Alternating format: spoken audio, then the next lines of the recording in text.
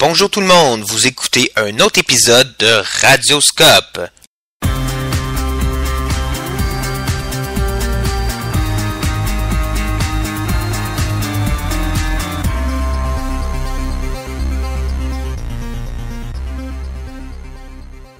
Ouais, un radioscope qui, cette semaine, s'intéresse à la question des acteurs. Bon, alors je vous arrête tout de suite. On va pas faire la semaine. On va pas comme le journal de la semaine. On va pas s'intéresser à Éco-Vedette. On va pas non plus s'intéresser au magazine Flash qui, de toute façon, n'existe plus et qui vient de trahir mon vieil âge. Non, cette semaine, on s'intéresse aux acteurs des processus de politique publique. Bah, c'est sûr que c'est certainement moins glamour que Brad Pitt ou Angelina Jolie, mais qu'est-ce que vous voulez, notre cours ne s'appelle pas Hollywood 101, mais bien Analyse des politiques publiques.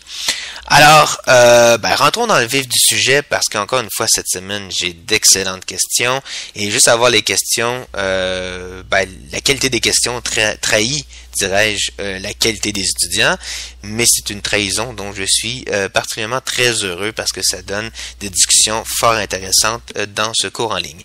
Alors, déjà, on m'en pose une assez solide et je vais commencer avec celle-là. On me dit, lorsque des acteurs qui aimeraient avoir leur mot à dire ou avoir de l'influence dans les décisions d'une politique publique sont volontairement ignorés pour une raison quelconque, sont-ils tout de même des acteurs? J'imagine que cela est influencé par les ressources qu'ils ont à leur disponibilité. Donc, sont-ils tout de même des acteurs? C'est une excellente question. En fait, quand j'ai lu ça, j'ai tout de suite pensé à Shakespeare, être ou ne pas être. Alors, vous ouvrez, je dirais ici, dans cette question-là, vous ouvrez un débat chez les spécialistes de l'analyse des politiques publiques. J'imagine que certains seraient tentés de vous dire non, puisqu'il n'y a pas de contribution tangible, ils sont ignorés. Pour ma part, je dirais oui. Oui, ce sont des acteurs, même s'ils n'ont pas nécessairement une contribution observable directement, rapidement. Il reste que le fait qu'ils ont été volontairement ignorés fait en sorte ils ont apporté quelque chose, ou ils apportent quelque chose malgré tout, que ce soit une critique, qui fait en sorte que l'État a voulu les ignorer. Ou que d'autres groupes ont voulu les ignorer, les faire taire, mais il y a quelque chose qu'ils apportent, et selon moi, ces groupes-là doivent être vus comme des acteurs. J'ajouterais que à long terme, ces acteurs qu'on aura volontairement ignorés trouveront de toute façon les moyens pour se faire entendre et deviendront de toute façon à moyen ou à long terme, des acteurs qu'on entendra souvent et donc qui auront une contribution tangible. On peut, un exemple, là je me permets de donner un exemple en Outaouais, puisque de toute façon, la plupart des étudiants sont décimés un peu partout dans la province, dans le pays et sur le territoire mondial, partout sur la planète. Bon, je prends un petit exemple local. Ici à la ville de Gatineau, il y avait quelque part un hippodrome qu'on a démantelé, qu'on a détruit, et la ville s'interrogeait sur ce qu'on devait faire avec ce terrain-là. Ils avaient tenu des audiences publiques, et la question était sensiblement quel type de condo de luxe ou de commerce de luxe devrait-on construire à cet endroit. C'est à peu près ça. Et il y a des groupes de défense des citoyens qui sont présentés en disant non, c'est pas des condos de luxe qu'il faut monter, mais ce sont des logements sociaux, puisque de toute façon, c'est une obligation de la ville avec la nouvelle loi là, à la suite des fusions municipales.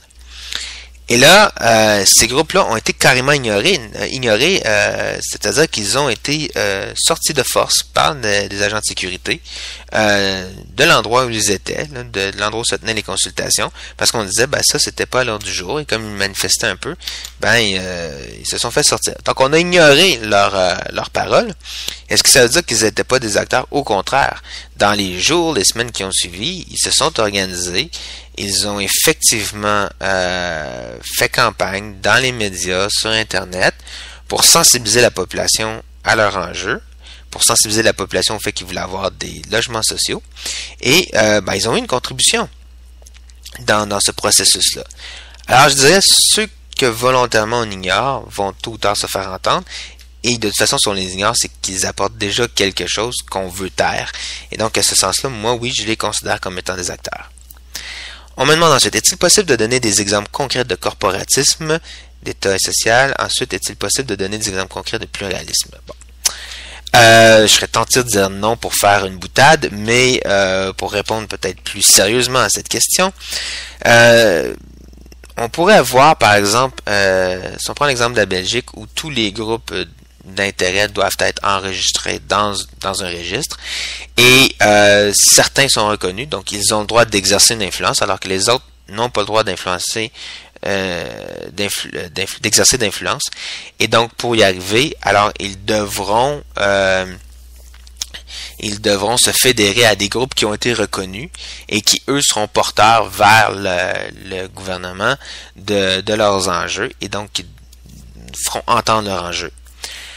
En termes de pluralisme, je pense que l'exemple le plus probant, ça demeure les États-Unis, où là, il existe à peu près aucune règle pour limiter tout ce qui est lobby, groupe d'intérêt, mouvements sociaux, et où les accès au pouvoir ne sont pas, contrairement à la Belgique, ne sont pas du tout fermés, mais sont entièrement ouverts et multipliés. Donc, étant donné, par exemple, qu'il n'y a pas de ligne de parti comme au Canada, étant donné que les politiques publiques, les lois ne sont pas formulées par l'administration publique, mais directement par les sénateurs ou des représentants à la Chambre des représentants. Bien sûr, ils ont des équipes qui travaillent là-dessus et tout, mais je veux dire, ce sont eux qui apportent. C'est pas un ministère qui va, comme au Canada, qui va rédiger le projet de loi et le ministre qui va le présenter. Tous les sénateurs peuvent présenter des projets de loi ou des projets de politique et demander à ce qu'ils soient adoptés. À ce moment-là, ça veut dire que tous ces sénateurs-là, tous ces représentants à la Chambre des représentants deviennent des points d'accès pour une pluralité de groupes d'intérêt. Alors, tous les groupes d'intérêt ont accès à diverses portes d'entrée de cette façon-là au sein du gouvernement. Et là, c'est tout un jeu d'influence. Vous pouvez regarder d'excellentes émissions, soit House of Cards ou encore un peu plus vieux, mais West Wing, où on va vous montrer un peu ce jeu-là aux États-Unis. Par exemple, vous avez dans The West Wing un très bel épisode où ils veulent faire passer un projet et ils ont un tableau avec l'ensemble des sièges et du Sénat, et là ils calculent le nombre de sénateurs qu'ils ont de leur côté, ou le nombre de représentants, je suis plus certain, qu'ils ont de leur côté, ceux qui sont contre et ceux qui sont encore indécis, et là ils les appellent, ils font donc c'est le groupe qui est porteur du projet qui fait ça, ils appellent pour les convaincre de voter en faveur de leur projet, etc. Donc ça ici, vous êtes vraiment dans un exemple parfait de pluralisme. Au Canada, on se situe quelque part entre les deux. D'abord, on a un registre du lobbying qui oblige les firmes de lobby à s'inscrire au registre. Et donc, si vous êtes une compagnie ou si vous êtes un consortium et que vous voulez influencer le gouvernement, vous devez passer par une des firmes qui sont enregistrées. Par contre, en termes de groupe d'intérêt, là, vous pouvez tenter de convaincre les députés. Vous pouvez tenter de convaincre les ministres. Mais sachant très bien que le problème, c'est que d'abord, même si dans votre comté, vous avez un député du gouvernement, il reste que c'est limité par la ligne de parti. Donc, si la politique que vous proposez va contre les politiques du parti, vous avez peu de chances que ça fonctionne. Et si votre député, c'est un député de l'opposition, il y a encore beaucoup moins de chances que ça fonctionne. Donc, il y a vraiment des limites à cette pluralité-là. On est quelque part entre le corporatisme un peu à la belge et quelque part vers un peu le pluralisme américain, mais on est vraiment un système un peu hybride à cet égard-là. Après ça, on dit une fois qu'un gouvernement est élu, il peut légitimement, selon notre système gouvernemental, développer et mettre en œuvre des politiques. Tout à fait. Est-ce que les citoyens, en tant qu'électeurs, qui mettent en place les gouvernements, sont des acteurs dans les politiques publiques? Si oui, est-ce qu'ils sont des acteurs aussi importants que le gouvernement élu? Bon, première question. Les citoyens peuvent être des acteurs de politique publique, absolument, mais pas parce qu'ils ont élu un gouvernement. Ça, c'est un jeu politique et non pas un jeu de politique publique. Les citoyens vont être des acteurs dans des processus de politique publique parce qu'ils vont prendre part au processus, soit parce qu'à la suite de, parce qu'ils ont fait émerger un enjeu. Je sais pas, disons que Il y a de plus en plus de gens. Regardez ce qui se passe en ce moment à Montréal, une grande campagne pour sensibiliser autant les citoyens, les médias, mais surtout le gouvernement, des femmes autochtones qui disparaissent dans les communautés. Les femmes disparaissent, on les retrouve jamais, on ne sait pas pourquoi, on ne sait pas ce qu'elles sont. On imagine bien qu'elles ont été tuées. Et pourtant, il n'y a pas grand-chose qui est fait pour protéger les femmes. Et donc, ça ici, vous avez des groupes de citoyens qui se sont mobilisés. Bon, aujourd'hui, il y a au sein du ministère des Affaires autochtones une équipe qui s'occupe de cette question-là. Mais en termes de volonté politique, on va pas très loin en ce moment. Alors, qu'est-ce qui arrive? Les citoyens se concertent et les citoyens font pression pour sensibiliser la population, mais pour faire encore plus pression sur le gouvernement, pour que le gouvernement agisse de façon plus forte, d'une façon plus large, pour pouvoir aborder le problème, pouvoir régler le problème.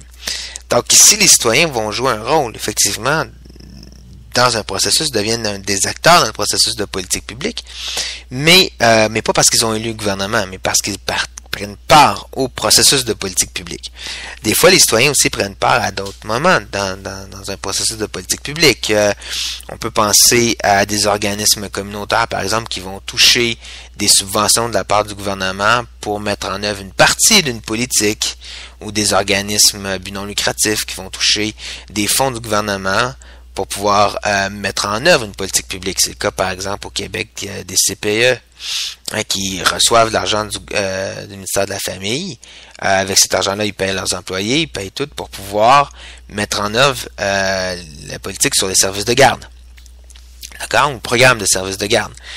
Donc, les citoyens ont un rôle à jouer à différents égards, et ils le jouent, mais pas parce qu'ils ont élu le gouvernement, mais parce qu'ils prennent part au processus de politique publique. Et là, on me demande, est-ce que les citoyens sont des acteurs aussi importants que les gouvernements élus? Est-ce qu'on peut faire une hiérarchisation des acteurs, des plus déterminants ou moins déterminants? On peut hiérarchiser des acteurs dans un processus de politique publique donné. C'est-à-dire, si je m'intéresse par exemple à la politique sur l'eau, puis là je vais regarder qu'est-ce qui s'est passé, quel était le jeu d'acteurs, et là je peux déterminer quels ont été les acteurs les plus importants. Mais faire une hiérarchisation en disant le plus important c'est toujours le gouvernement, après ça c'est toujours, disons, les compagnies, ce serait une grave erreur, parce que d'un processus de politique publique à l'autre, l'importance des acteurs va varier. Par exemple, en environnement, des groupes d'intérêt, certains groupes d'intérêt vont être extrêmement puissants, très très très puissants, alors que dans d'autres domaines, les groupes d'intérêt vont être très faibles, ce sera surtout des compagnies ou des lobbies qui seront plus forts, ou dans d'autres domaines, c'est véritablement les citoyens qui vont avoir été les acteurs les plus importants dans tout le processus. Donc, une hiérarchisation qui serait une hiérarchisation fixe et un modèle officiel, etc., ce serait une erreur de faire ça. Il faut vraiment voir d'un processus de politique publique à l'autre quels ont été les acteurs qui ont joué la plus grande influence et qui ont été les plus importants. Enfin, on me pose une question ici sur le petit cas là, que vous avez là, avec pour déterminer qui étaient les acteurs là, sur le cas de la bombarde, je crois. Là. Et là, on me dit, je pense que le ministère est aussi un acteur principal dans ce cas parce qu'il prend la décision sur la subvention d'un programme d'apprentissage. Qu'est-ce que vous en pensez? Le problème, c'est que la règle d'or, je dirais, en analyse des politiques publiques, c'est que vous allez chercher la plus petite unité possible pour désigner l'acteur. Si dans votre processus de politique publique que vous étudiez, on ne voit qu'une décision ministérielle, mais on ne voit pas qui dans le ministère a pris la décision, ben c'est sûr qu'à ce moment-là, vous allez dire que le ministère devient un acteur. Mais lorsque vous pouvez, comme c'est le cas dans le cas qui nous occupe, aller creuser et voir qui au sein du ministère a pris telle ou telle décision, peut-être même parfois qui s'était opposé à telle ou telle décision, ben à ce moment-là, c'est pas tellement le ministère qui est l'acteur, mais vraiment les gens au sein du ministère qu'on va désigner comme étant les acteurs. Donc, j'espère que ça répond clairement à votre question. Écoutez, malheureusement, c'est les seules questions que j'avais au sujet des acteurs. J'espère y avoir bien répondu. Écoutez, là, cette semaine, vous êtes en examen et j'attendrai vos questions la semaine prochaine pour la capsule sur les institutions. Sur ce, je vous souhaite un bon examen et une bonne semaine. À la semaine prochaine.